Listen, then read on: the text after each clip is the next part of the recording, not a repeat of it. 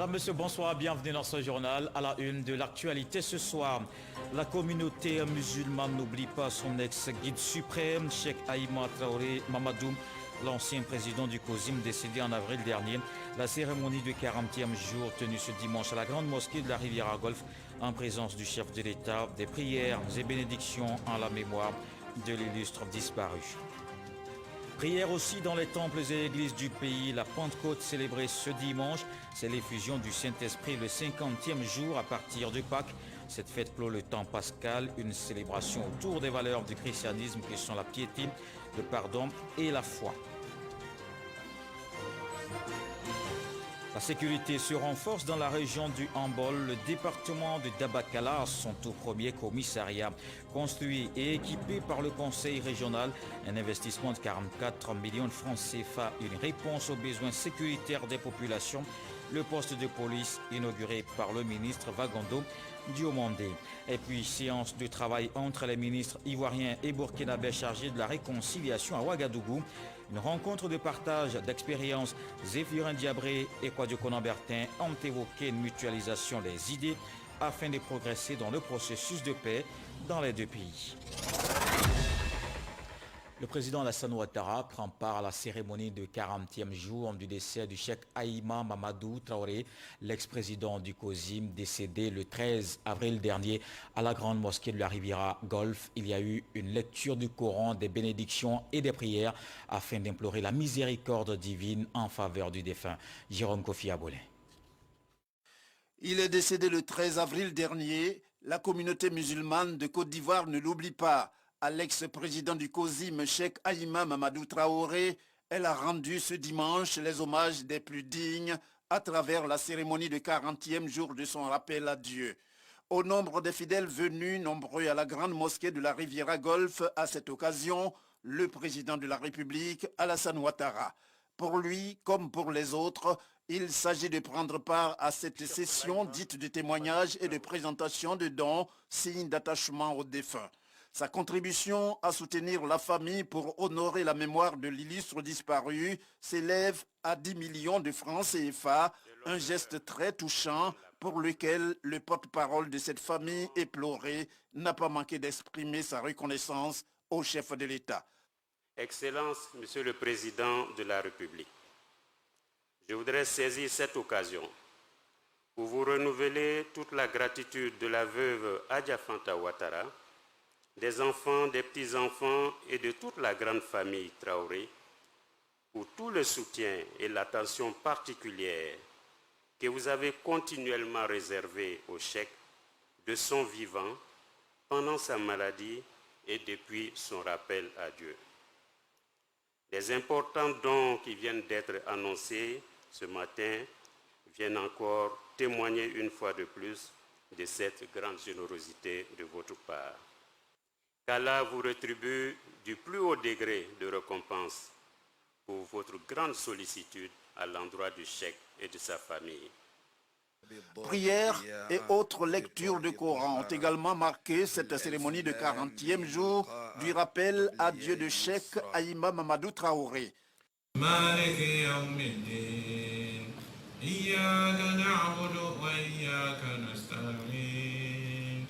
Avant de quitter la mosquée, le président Alassane Ouattara a fait un tour d'honneur, une façon pour lui de dire merci à ses fidèles musulmans pour leur pensée envers feu Cheikh Haïma Mamadou Traoré et aussi pour leur prière en vue d'une paix durable en Côte d'Ivoire. Des fidèles, des parents, amis et connaissances étaient à cette cérémonie. Un moment d'hommage au Cheikh Haïma Traoré Mamadou pour toutes ses actions à la tête de la communauté musulmane. Des réactions au micro de Abou Sanogo. C'est d'abord un humain qui est parti, mais surtout un homme qui a été extrêmement important pour la vie de cette nation, en particulier pour celle de la communauté musulmane. Nous ne pouvons prier le Seigneur qu'il lui fasse miséricorde, qu'il lui facilite la vie tombale et qu'il fasse que le paradis soit sa dernière demeure. C'est très réconfortant de constater que toute la communauté a rendu un hommage mérité à ce grand homme dont tout le monde s'accorde à dire que la sagesse, la mesure, la pondération était vraiment sa marque.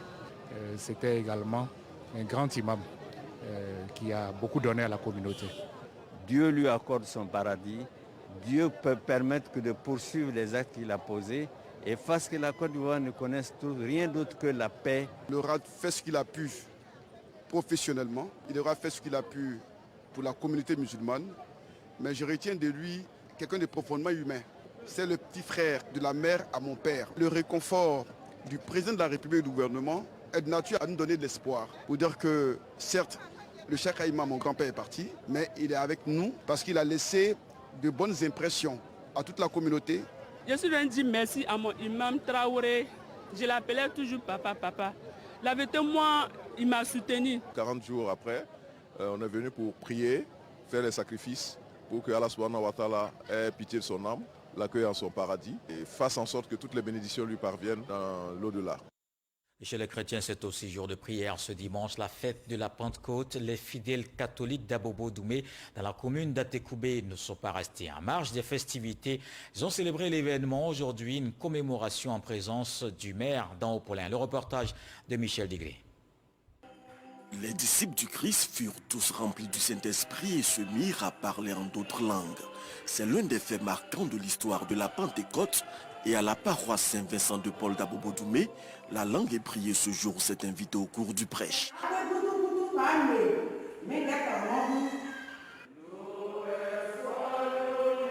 Pour le curé de la paroisse, il faut valoriser nos langues locales. Le message de la Pentecôte, c'est que ce jour-là, l'évangile a été annoncé dans toutes les langues maternelles. Il faut inviter mes frères et sœurs à apprendre leur langue maternelle à leurs enfants, depuis le bas âge. Le maire d'Anhaut-Paulin était aux côtés de la communauté catholique de sa commune pour commémorer l'effusion du Saint-Esprit. Le Saint-Esprit vient régénérer notre foi, consolider notre espérance et surtout fortifier notre engagement, déporter témoignage d'amour, témoignage de tolérance, témoignage de sagesse pour éloigner de notre pays, de notre environnement, tous les maléfices. C'est pourquoi en ce jour de Pentecôte, nous sommes là. La Pentecôte célébrée ce dimanche, c'est l'effusion du Saint-Esprit, le 50e jour à partir de Pâques. Cette fête clôt le temps pascal. Nos équipes ont fait le tour de quelques paroisses et temples dans Abidjan pour voir l'ambiance. Voici le reportage de Sephora Zegui. Pentecôte est la découverte incroyable d'une force nouvelle, celle de l'Esprit de Dieu, la troisième personne de la Sainte Trinité, donnée en surabondance au baptême et rendue manifeste dans le sacrement de la vérité appelé communément confirmation.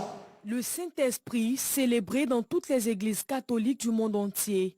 Ici en Côte d'Ivoire, les paroisses Saint-Jean, Saint-Bernard et Sainte-Cécile de Cocody ont commémoré la venue de l'Esprit Saint parmi les humains. Le Saint-Esprit vient pour illuminer nos vies, nous guider, nous aider dans nos vies de prière de tous les jours. Selon les Saintes Écritures, l'Esprit Saint est descendu 50 jours après Pâques sur les apôtres de Jésus-Christ et les personnes présentes au Cénacle. L'Esprit Saint qui est descendu sur les apôtres et sur l'Église a permis à tous ceux qui étaient présents à Jérusalem d'entendre le message des apôtres dans leur langue maternelle chacun. Alors c'est l'unité que l'Esprit Saint fait pour la communauté de l'Église, mais aussi pour toute la communauté ivoirienne. Tous, autant que nous sommes, nous avons à vivre cette unité qui est chère au cœur du Christ. Comme à l'Église catholique, la Pentecôte est aussi célébrée dans plusieurs églises évangéliques. La fête de Pentecôte, c'est aussi une occasion pour les fidèles et pasteurs d'inviter les Ivoiriens à l'harmonie et à la paix. Nous souhaiterons que ce Saint-Esprit nous guide à tous nos actes afin que nous soyons tous positifs dans nos actions et surtout en harmonie au sein de la société humaine. À l'occasion de cette fête, ce que je peux dire aux Ivoiriens, c'est de revenir au Seigneur, revenir au Seigneur Jésus-Christ, parce que c'est par son esprit que nous pouvons avoir la paix. La fête de Pentecôte puise son origine dans la fête juive de Shavuot, prescrite dans les livres de l'Exode et des Nombres. La Pentecôte se célèbre le 7e dimanche après le dimanche de Pâques. Elle met officiellement un voile sur le temps pascal et donne à l'Église les prémices de sa mission, celle d'annoncer la bonne nouvelle. Et Franck Adjo nous emmène à Abobo. Les fidèles de la commune se sont recueillis ce dimanche. La célébration de la Pentecôte marquée par des prières et louanges. Une occasion également pour les guides religieux de prier pour la cohésion sociale. Adoration, louange, les fidèles chrétiens de la mission Cité de la Grâce dans la commune d'Abobo célèbrent la Pentecôte marquant le baptême du Saint-Esprit. Le bishop François Mabé instruit ses fidèles et le thème choisi est évocateur, consoler mon peuple. L'Esprit de Dieu est considéré comme l'autre consolateur. Il vient donc pour apporter la consolation à ceux qui sont affligés, apporter la consolation à ceux qui n'y croient plus. Et c'est ce que les uns et les autres devraient faire. Ambiance de recueillement. Ici, les fidèles ont communié avec le divin créateur. Cette célébration a enregistré la présence d'invités d'autres confessions religieuses. Des prières ont été faites pour la paix et l'unité en Côte d'Ivoire. Nous sommes là dans un cadre purement religieux, mais en même temps, n'est-ce pas, un appel à la solidarité, un appel à l'union de tous les enfants de Côte d'Ivoire, un appel au vivre ensemble, un appel à la paix en Côte d'Ivoire, mais également prier pour le président de la République. Temple Siloué de l'église Ariste d'Aboboté, dans la commune d'Abobo. Prières, louanges ont également marqué la célébration de la Pentecôte. Le prédicateur a exhorté les fidèles à l'amour et à une vie entièrement consacrée à Dieu. Nous avons placé cette Pentecôte sous le signe de la paix retrouvée, de la réconciliation recherchée et la cohésion. La Pentecôte célébrée le 7e dimanche, soit 50 jours après le dimanche de Pâques, les chrétiens de la communauté ont saisi l'occasion pour exprimer leur reconnaissance à Dieu à travers des dons en numéraire. On change de sujet et le tour de l'actualité nous emmène ce soir dans la région du Hambol. Le département de Dabakala a désormais son commissariat. C'est le tout premier. Construit et équipé par le conseil régional à hauteur de 44 millions de francs CFA. Il vient pour répondre aux besoins sécuritaires des populations. Le poste de police inauguré par le ministre de l'Intérieur et de la Sécurité. Le reportage de Kader Sogodougou. Une nouvelle page s'ouvre pour Dabakala. La localité a désormais un commissariat de police. Il est inauguré ici par le ministre de l'Intérieur et de la Sécurité, le général Vagondo Diomondé, qui a à ses côtés le ministre Kamara Thomas, fils du terroir. Ce commissariat de police a été réalisé par le conseil régional du Hambol, qui accorde un intérêt particulier à la sécurité des populations. Il a été construit et équipé à hauteur de 44 millions de francs CFA. Le conseil régional, dont vous êtes le chef, assurant donc la tutelle, vous a demandé et vous avez autorisé la réalisation de ce rêve important pour les populations de Dabakala. Rappelons à toutes fins utiles que Dabakala est département depuis 1975.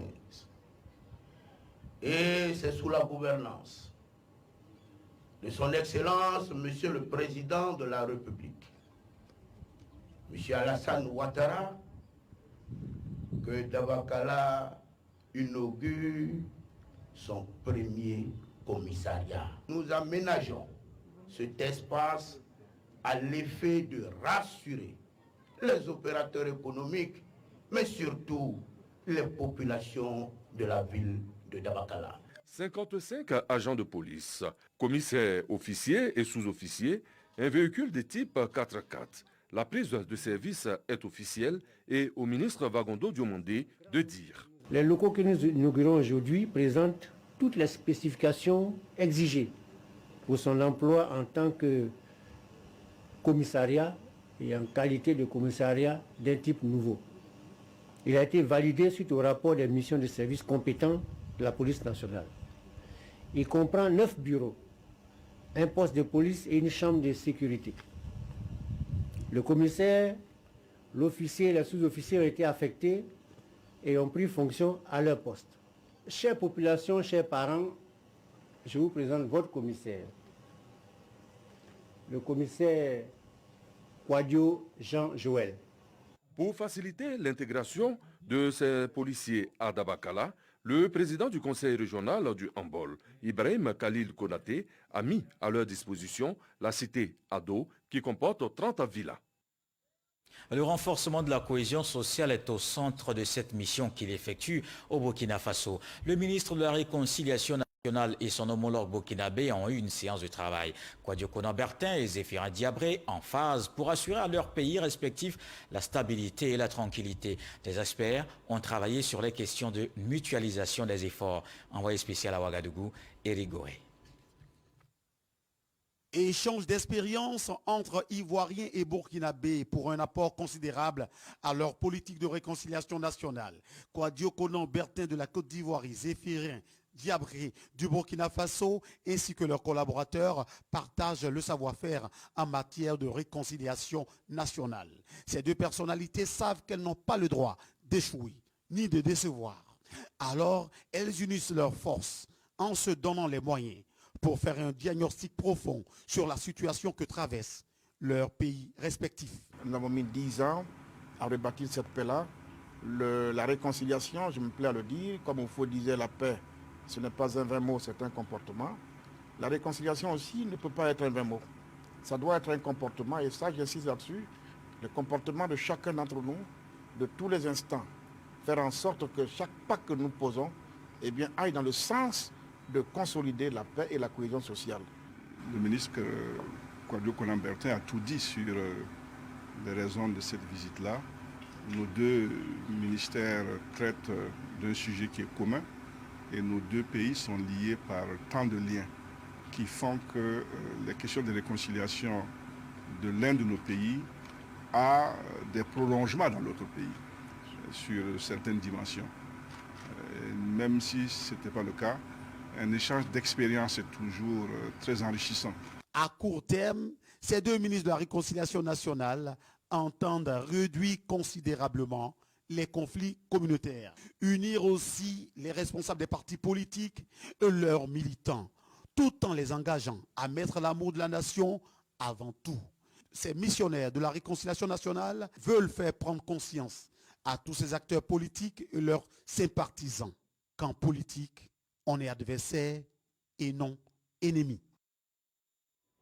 Ici en Côte d'Ivoire, la conférence des femmes leaders des régions tenue à Abidjan. Cette rencontre vise à contribuer à l'émergence d'un leadership féminin, les femmes appelées à une pleine participation à la vie politique, économique et sociale. Patricia Omouetia. Femmes élues, femmes chefs d'entreprise, femmes leaders politiques, elles étaient toutes présentes ce jour pour participer à la conférence des femmes leaders de notre pays.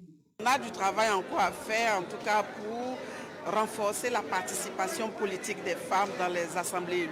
Aujourd'hui, il est essentiel que les femmes contribuent de façon significative au développement des collectivités locales et partant au développement de notre pays. La femme reste le socle de la famille. Ainsi donc, aucun développement ne peut se faire sans l'apport de la femme. Pour le président de l'Assemblée des régions et districts de Côte d'Ivoire, ARTCI, aujourd'hui, seules 2 femmes sont présidentes de conseils régionaux. Représentant le Premier ministre, la ministre de la Famille, de la Femme et de l'Enfant a indiqué que la principale innovation de cette conférence s'inscrit dans le cadre de la mise en œuvre du projet d'appui aux autorités régionales et locales à travers des initiatives concrètes d'insertion socio-économique. Au nombre des obstacles qui sont à la base de cette faible représentation des femmes dans les instances de développement local se trouvent les pesanteurs culturelles, les inégalités du genre, les stéréotypes sexistes en défaveur des femmes dans nos sociétés africaines. Au thème de la conférence, un ensemble de recommandations sera élaboré et annoncé en vue d'un plaidoyer sur le leadership des femmes engagées au niveau régional et local afin de susciter la mise en place d'un réseau de femmes leaders pour servir de modèle aux jeunes. 3 jours après les incidents sur des ressortissants nigériens à Abidjan suite à un fake news d'une vidéo sur les réseaux sociaux, l'heure est au pardon et à la réconciliation. La ministre d'État, ministre des Affaires étrangères, de l'intégration africaine et de la diaspora, Kamdia Camara, accompagnée par les ministres Miss Belmom Dogo et Alcide Djedje, a rencontré ce dimanche à Abobo une délégation ministérielle venue du Niger. Cette délégation nigérienne était conduite par le ministre de l'Intérieur et de la décentralisation du Niger, accompagnée pour la circonstance par le ministre de l'intégration africaine. Ensemble, ces deux délégations ont fait le tour des victimes à Boboté, à Nador, à Williamsville, à Bromakoté, à Djamé et à Yopougon. La ministre d'État Kamdia Camara et celui de l'Intérieur du Niger ont prôné ensemble la paix et le vivre ensemble. Je vous emmène dans la région du Gor. La ministre de la Solidarité et de la lutte contre la pauvreté aux côtés des populations des Guibérois, la localité dont elle porte la parole au Parlement. Miss Belmondogo a mis en service un château d'eau potable à Ziriwa. L'ouvrage va permettre de soulager plus de 3000 habitants de la localité. Walter Amadou Ouattara. Fin du calvaire pour les femmes de Ziriwa dans la sous-préfecture de Guibérois. Elles, qui sont en première ligne dans la quête de l'eau potable, n'iront plus la chercher à des kilomètres du village. Situé à 7 km de la commune de Guibérois, Ziriwa vient d'être doté d'une mini HVA d'une capacité de 6000 litres, financée à environ 8 millions de francs CFA. Je remercie Madame le ministre pour tout ce qu'elle a fait pour nous, pour le château qu'elle nous a donné. On souffre ici, on vient avec le château, mais on va dormir avec toute la nuit. La mise en service de ce mini château d'eau avec 2 bornes fontaines de 5 pompes s'est faite lors d'une tournée initiée dans les localités de Dignago, Galebouo et Guibérois par Miss Belmont Dogo, députée de la circonscription. C'est la ville de Guibérois qui a constitué la première étape de sa tournée. Vous n'avez jamais cessé de m'appeler pour me féliciter, m'encourager. Je vous dis merci. Merci aux chefs religieux, aux chefs coutumiers pour vos prières. Merci à vous tous, du fond du cœur. Profitant de son passage à Guibérois, la ministre a visité les travaux du 2e forage de la ville. Selon le directeur régional de la SODECI, il ne manque plus que la pompe ainsi que l'installation électrique pour le mettre en marche. Il reste à mettre la pompe dedans.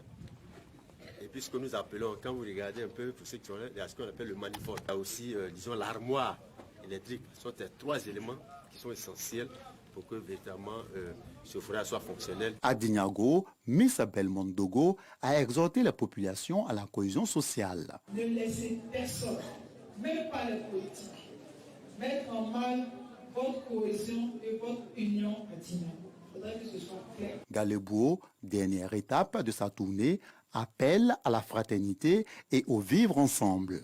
Dans cette dynamique, rendez-vous a été pris avec les femmes pour célébrer la fête des mères fin mai. En marge de cette tournée, la ministre Belmont Dogo a aussi partagé des moments de prière avec la communauté catholique de Guibérois à l'occasion de la fête de charité.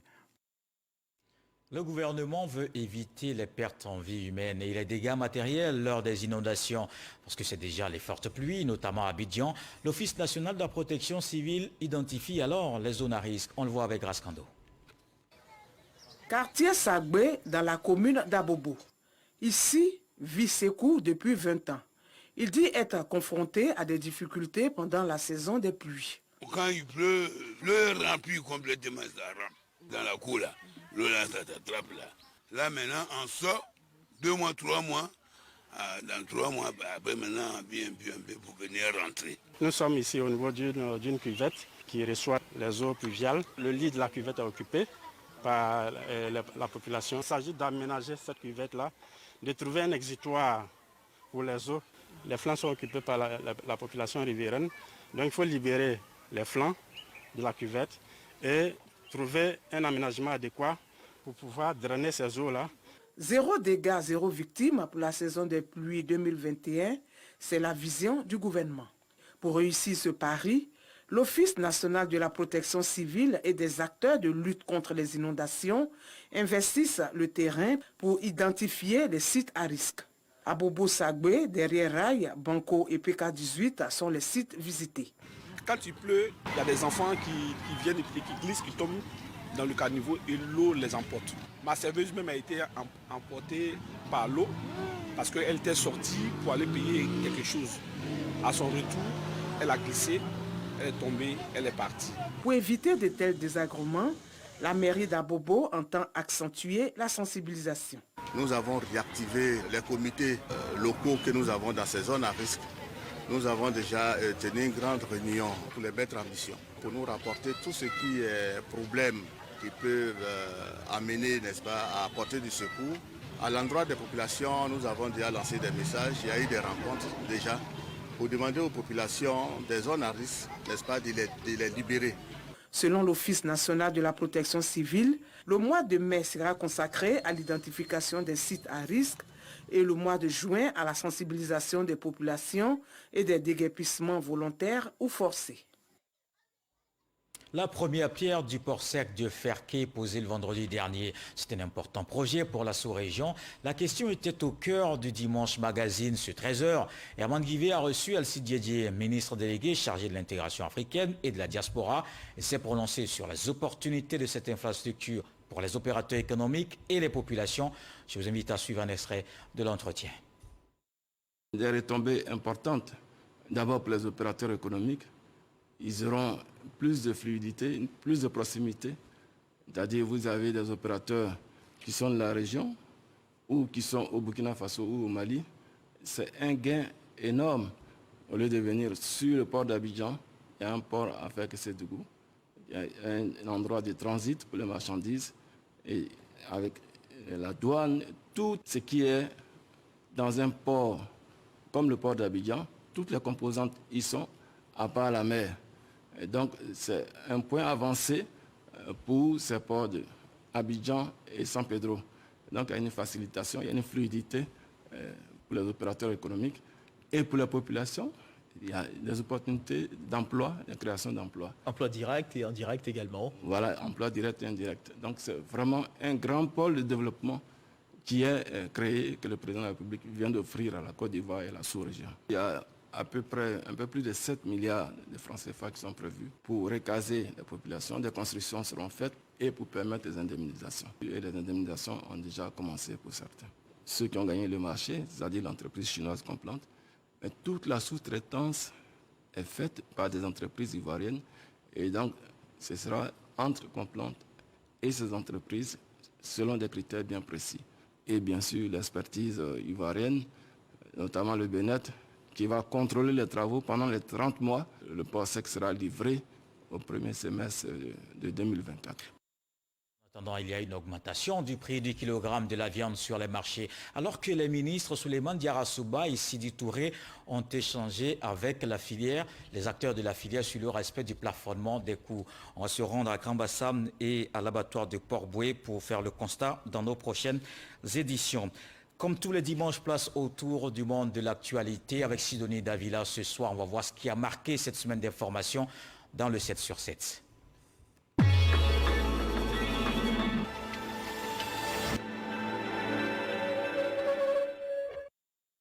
L'armée israélienne a bombardé la maison du chef du Hamas pour la bande de Gaza, franchissant un nouveau palier dans ses attaques contre le mouvement islamiste palestinien. Une attaque intervenue quelques heures avant une réunion du Conseil de sécurité de l'ONU. Le Premier ministre malien Mokhtar Ouane, reconduit dans ses fonctions, a poursuivi mardi les consultations en vue de la formation du futur gouvernement. Plusieurs délégations ont été consultées, dont la société civile, le mouvement politique qui a participé à la chute de l'ancien président Ibeka. Une attaque perpétrée contre un village et un véhicule de patrouille au nord-est du Burkina Faso a fait 16 morts selon les sources sécuritaires. La première attaque a visé le village d'Adiara dans le nord du Burkina Faso, faisant une quinzaine de morts. Une autre attaque à l'explosif contre un convoi militaire dans l'est a tué un soldat. Depuis le début de l'année, plus de 10 000 candidats à l'exil ont survécu à la traversée de la Méditerranée pour rejoindre l'Italie. Mais des centaines y ont trouvé la mort. L'Union européenne et la Tunisie souhaitent offrir une aide économique en échange d'une intensification des efforts visant à empêcher les migrants d'entrer en Europe. Après l'entrée en vigueur d'un cessez-le-feu au contour fragile, l'aide humanitaire d'urgence et les premières discussions diplomatiques s'organisent autour de la reconstruction de l'enclave palestinienne ravagée par 11 jours de conflit. Le président américain Joe Biden annonce par ailleurs une aide financière majeure pour reconstruire Gaza et relance la solution à 2 États comme seule réponse au conflit israélo-palestinien. De la grêle, des pluies glaçantes accompagnées de vents violents se sont abattus samedi après-midi sur les coureurs qui se trouvaient à haute altitude dans la forêt dans le nord-ouest de la Chine. Parmi les participants de cette course de 100 km, 21 personnes ont trouvé la mort, dont les coureurs de fond chinois d'élite. Plus de 700 sauveteurs ont été mobilisés pour rechercher les disparus. Des fontaines de lave ont jailli du mont Nyiragongo dans le ciel nocturne, formant un épais nuage orange au-dessus de Goma en RDC. Cette coulée de lave qui a provoqué la fuite en masse des populations dans l'est de la République démocratique du Congo s'est immobilisée dans les faubourgs ce dimanche matin.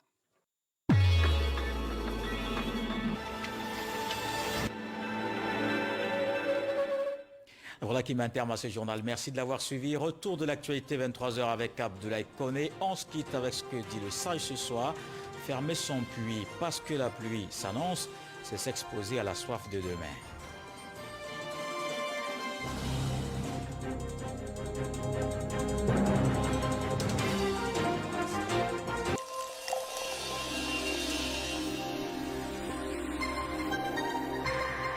Avec le nationline.ci, partout et tout le temps.